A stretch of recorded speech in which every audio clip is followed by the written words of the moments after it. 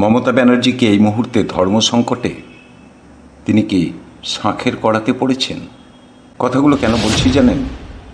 ভবানীপুর আসনের নির্বাচনী ফলকে চ্যালেঞ্জ করে মমতা বন্দ্যোপাধ্যায় ছুটে গেছেন হাইকোর্টে, কিন্তু আসল খেলাটা আদালতে নয়, আসল খেলাটা শুরু হয়ে গেছে তৃণমূলের অন্দরে। একদিকে মমতা বন্দ্যোপাধ্যায়ের নিজের রাজনৈতিক অস্তিত্ব রক্ষার মরণপণ লড়াই, আর অন্যদিকে দেওয়ালে পিঠ থেকে যাওয়ার নিচুতলার ক্ষুব্ধ কর্মীরাও হুঁশিয়ারি দিচ্ছেন, দলকে অবিলম্বে অভিষেক মুক্ত করো, জেলা স্তরের সমস্ত দুর্নীতিবাজ নেতার পরাজিত তোলাবাজ বিধায়কদের ঘাড় ধাক্কা দিয়ে বের করো, না হলে তৃণমূল দলটাই ইতিহাস হয়ে যাবে। ভেবে দেখুন কি ভয়ঙ্কর এক শাঁখের কড়াতের মুখে পড়েছেন মমতা বন্দ্যোপাধ্যায়, যার এক পাশ দিয়ে কাটলে রক্তের সম্পর্ক শেষ, আর অন্য পাশ দিয়ে কাটলে রাজনৈতিক অস্তিত্ব শেষ। মমতা বন্দ্যোপাধ্যায়ের গোটা রাজনৈতিক জীবনে এর চেয়ে বড় ধর্ম সংকট আর কখনো কোনো দিন আসেনি। এই যুদ্ধে শেষ পর্যন্ত কে জিতবে?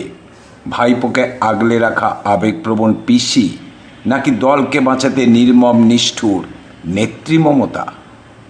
পরিস্থিতি যা, তাতে মমতা বন্দ্যোপাধ্যায় যদি রক্তের টানে ভাইপো আর বিতর্কিত সিন্ডিকেট বাহিনীদের আগলাতে যান, তবে ক্ষোভের আগুনে তৃণমূলের নিচুতলা কয়লা হয়ে যাবে, কিংবা দলবদল ঘটবে। আর যদি দল বাঁচাতে তিনি শেষ মুহূর্তে এক নির্মম রুদ্রমূর্তি ধারণ করেন, তবে নিজের হাতে গড়া উত্তরাধিকারী অভিষেক বন্দ্যোপাধ্যায়কেও ব্যাক বার্নারে অর্থাৎ রাজনৈতিক নির্বাসনে পাঠিয়ে দিতে হবে। পারবেন কি মমতা বন্দ্যোপাধ্যায়? তার কাছে কোনটা প্রাধান্য পাবে, প্রায়োরিটি পাবে এই মুহূর্তে? রক্তের টান নাকি দলের অস্তিত্ব? পিসি বনাম নেত্রীর এই মহাযুদ্ধে শেষ পর্যন্ত কার জয় হবে, এটাই আমি আজ আলোচনা করব। শুনতে থাকুন প্রথম থেকে শেষ পর্যন্ত।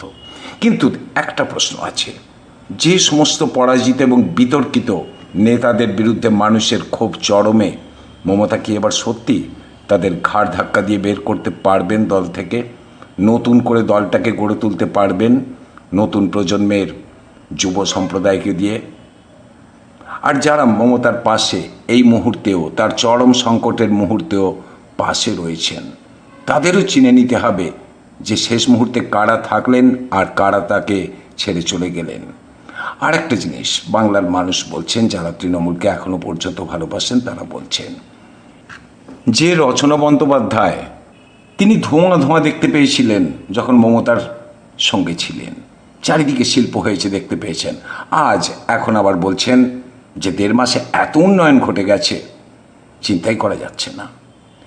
এই যে দল বদলু, নীতি বদলু, এদের মমতা ব্যানার্জি যদি আবার নতুন করে স্থান দেন তার দলে, কিংবা যারা এই ধরনের রয়েছেন এখনো পর্যন্ত, তাদের যদি বের করে না দেন, তাহলে যা হবার সেটাই হবে। আর একটা প্রশ্ন উঠছে, অভিষেককে কি তিনি সরাতে পারবেন? এই মুহূর্তে মমতা বন্দ্যোপাধ্যায়ের কাছে কোনো শর্টকাট রাস্তা নেই। নিজের অস্তিত্ব টিকিয়ে রাখতে গেলে, দলের অস্তিত্ব টিকিয়ে রাখতে গেলে তাকে এমন কিছু করার সিদ্ধান্ত নিতেই হবে যা তিনি বিগত 10 বছরে নেননি। আমি তারক ঘোষ, আর আপনারা দেখছেন ভয়েস 9 বাংলা। দলের নিচুতলার কর্মীরা স্পষ্ট ভাষায় হুঁশিয়ারি দিয়ে দিয়েছেন, যে সমস্ত জেলা স্তরের নেতাদের বিরুদ্ধে কাটমানি, দুর্নীতি আর অহংকারের ভুরি ভুরি অভিযোগ আছে, যাদের জন্য দল হেরেছে, তাদের অবিলম্বে ঘাড় ধাক্কা দিয়ে বিদায় করতে হবে। কর্মীরা চাইছেন অভিষেক মুক্ত এক সম্পূর্ণ পরিচ্ছন্ন এবং নতুন নেতৃত্ব। আর এখানেই মমতার সবচেয়ে বড় ধর্ম সংকট। পশ্চিমবঙ্গের রাজনীতিতে পিসি ভাইপোর রসায়ন কিন্তু আর 5টা সাধারণ রাজনৈতিক সম্পর্কের মতো নয়। কেননা এখানেই তৈরি হয়েছে একটা মহাসংকট। যারা দল ছেড়ে বেরিয়ে গেছেন তারাও কিন্তু অভিষেকের বিরুদ্ধে বিষোদ্গার করে গেছেন, সাংসদ হোক কিংবা বিধায়ক। যারা পরাজিত হয়েছেন, এরকম বহু বিধায়ক কিন্তু অভিষেকের বিরুদ্ধেই কথা বলেছেন। আইপ্যাকের বিরুদ্ধে কথা বলেছেন কেষ্টমণ্ডল। কাজেই নিচুতলার ক্ষুব্ধ কর্মীরাও সেই কথাগুলোই বলছেন, অভিষেককে নিষ্ক্রিয় করো। কিন্তু মমতা বন্দ্যোপাধ্যায়ের পক্ষে কি তার নিজের উত্তরাধিকারীকে, তার নিজের ভাইপোকে এইভাবে ছুঁড়ে ফেলে দেওয়া সম্ভব? কেননা যেটুকু জানা যাচ্ছে, মমতা বন্দ্যোপাধ্যায় ব্যক্তিগতভাবে অভিষেককে তার নিজের জীবনের চেয়েও বেশি বিশ্বাস করেন। বিরোধীদের পরিবারতন্ত্রের সমস্ত আক্রমণ বুক পেতে তিনি সহ্য করেছেন এবং অভিষেককে আগলে রেখেছেন। তার বিরুদ্ধে যখন দুর্নীতির ভুরি ভুরি অভিযোগ উঠেছে তখনও তিনি তার পাশে ঢাল হয়ে দাঁড়িয়েছেন। কিন্তু আজ যখন বিধায়ক, সাংসদরা, সাধারণ ক্ষুব্ধ কর্মীরা অভিষেকের একনায়কতন্ত্র বা অহংকারের দোহাই দিয়ে দল ছাড়ছেন, তখন পিসি হিসাবে মমতা একদিকে অসহায় আর নেত্রী হিসাবে অন্যদিকে চরম সংকটে। আপনারা তো বুঝতেই পারছেন কি করবেন এই মুহূর্তে। সামনে 21শে জুলাই, এমন কিছু করতে হবে যাতে দলের নিচুতলার কর্মীরা দলের সঙ্গে এখনো থাকে। কেননা একদিকে সিপিএম, বামফ্রন্ট, অন্যদিকে বিজেপি। যে কোনো মুহূর্তে নিচুতলার কর্মীরা চলে যেতে পারে যে কোনো দলে, আর তখন তৃণমূল দলটার অস্তিত্বই আর থাকবে না। আর অন্যদিকে ঋতব্রত আর ওখানে সাংসদরা। রাজনৈতিক মহলের খবর মমতা বন্দ্যোপাধ্যায় খুব ভালো করেই জানেন। অভিষেক যদি কোনো দিন আইনি ফাঁসে পুরোপুরি আটকে পড়েন, তবে দলের ক্ষুব্ধ কর্মীরা তো বটেই, সাধারণ মানুষও কিন্তু সেদিন তৃণমূলকে বর্জন করবে। অন্যদিকে আবার একটা অন্য চিত্র দেখতে পাচ্ছি, একটু বলছি ওই বিষয়টা নিয়ে। দেখুন, 20 জন সাংসদ, বিক্ষুব্ধ সাংসদ, যারা একসময় তৃণমূলে ছিলেন, যাদের ওপর মমতা বন্দ্যোপাধ্যায় সবচেয়ে বেশি নির্ভর করেছিলেন, সবচেয়ে কাছে কাছে রাখতেন যাদের, সেই সমস্ত 20 জন সাংসদ যখন দল ছেড়ে এনসিপিআইতে জয়েন করলো, তখন অভিষেক কিন্তু লোকসভার স্পিকার ওম বিড়লাকে একটা কড়া চিঠি পাঠিয়ে বিদ্রোহ দমনের শেষ চেষ্টা করেছেন। অর্থাৎ পুরনো নেতারা পাশে না থাকায় মমতা আজ পুরোপুরি অভিষেকের ওপর নির্ভরশীল। আবার দেখুন, এই অভিষেকের জন্যই দল আরও বেশি ভাঙনের মুখে পড়ছে। আবার অন্যদিকে দেখুন, অভিষেককে ইডি, সিআইডি বারবার ডাকছে, মমতা বন্দ্যোপাধ্যায় কিন্তু এ নিয়ে একটি কথাও বলেননি। আবার যে ইভিএম মেশিনগুলো পুড়ে গেল, তা নিয়েও মমতা কোনো মুখ খোলেননি। মমতা বর্তমান রাজনীতির কোনো বিষয় নিয়েই কোনো কথা এই মুহূর্তে বলছেন না, এমনকি অভিষেক নিয়েও কথা বলছেন না। এটাকে অনেকে বলছেন ঝড়ের পূর্ব লক্ষণ। আসলে কি জানেন তো, এই মুহূর্তে মমতা ইতিহাসের সবচেয়ে, রাজনৈতিক ইতিহাসের সবচেয়ে কঠিন মরণ বাঁচন লড়াই লড়ছেন। একদিকে আদালতে শুভেন্দুর জয়কে চ্যালেঞ্জ করা, অন্যদিকে দলের ভিতরে চরম ক্ষোভ ও দুর্নীতিগ্রস্ত নেতাদের সামলানো। মমতা বন্দ্যোপাধ্যায় যদি কর্মীদের কথা শুনে বিতর্কিত প্রাক্তনদের তাড়াতে যান, তবে দল হয়তো শেষ হয়ে যেতে পারে। আবার যদি তাদের আগলে রাখেন, তবে সাধারণ মানুষ আর কোনোদিন তৃণমূলকে ক্ষমা করবে না। এই রকম উভয় সংকটে পড়েছেন মমতা বন্দ্যোপাধ্যায়, যাকে আমরা বলতে পারি শাঁখের করাত।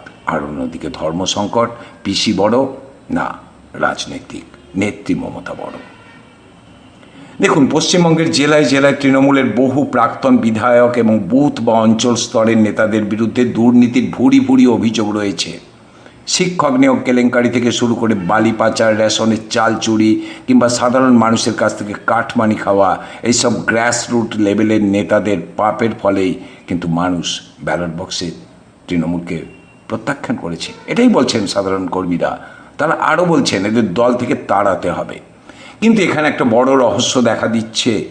রাজ্যে ক্ষমতার পরিবর্তন হয়েছে, নতুন শাসক দল ক্ষমতায় এসেছে, কিন্তু আশ্চর্যের বিষয় হলো বর্তমান শাসক দলও কিন্তু এই সমস্ত বড় বড় দুর্নীতিগ্রস্ত প্রাক্তন তৃণমূল বিধায়ক বা জেলা স্তরের তৃণমূল নেতাদের এখনো গ্রেপ্তার করেনি।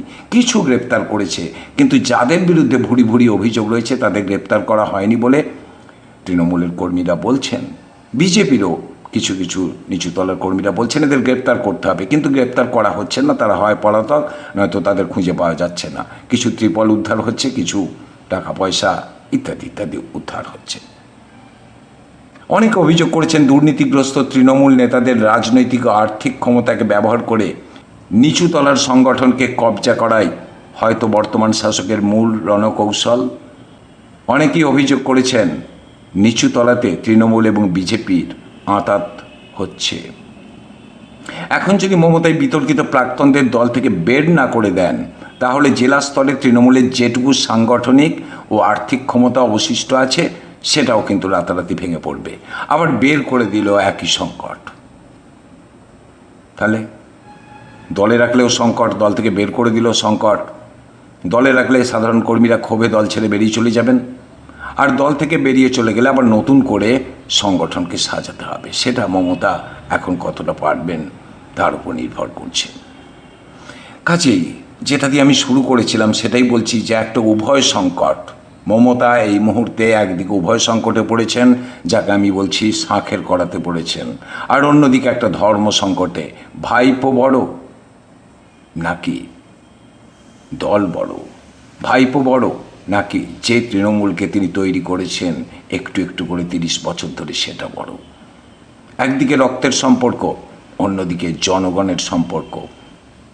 কোনটাকে রাখবেন মমতা? এটাই ধর্ম সংকট। আপনার কি মনে হয় মমতাকে নিজের ভাইপোকে বাদ দিয়ে দলকে বাঁচাবেন, নাকি ভাইপোকে বাঁচাতে গিয়ে তৃণমূলকে ডুবিয়ে দেবেন? আপনার মন কি বলছে নিচে কমেন্ট বক্সে ঝড় তুলুন। ভিডিওটা এখনই শেয়ার করুন, আর বাংলা রাজনীতির এই মহা সংকটের প্রতি মুহূর্তের আপডেটের জন্য চ্যানেলটা এখন সাবস্ক্রাইব করে রাখুন। দেখা হচ্ছে পরের ভিডিওতে। এতক্ষণ আপনারা দেখছিলেন ভয়েস 9 বাংলা, মানুষের পাশে, সত্যের পক্ষে।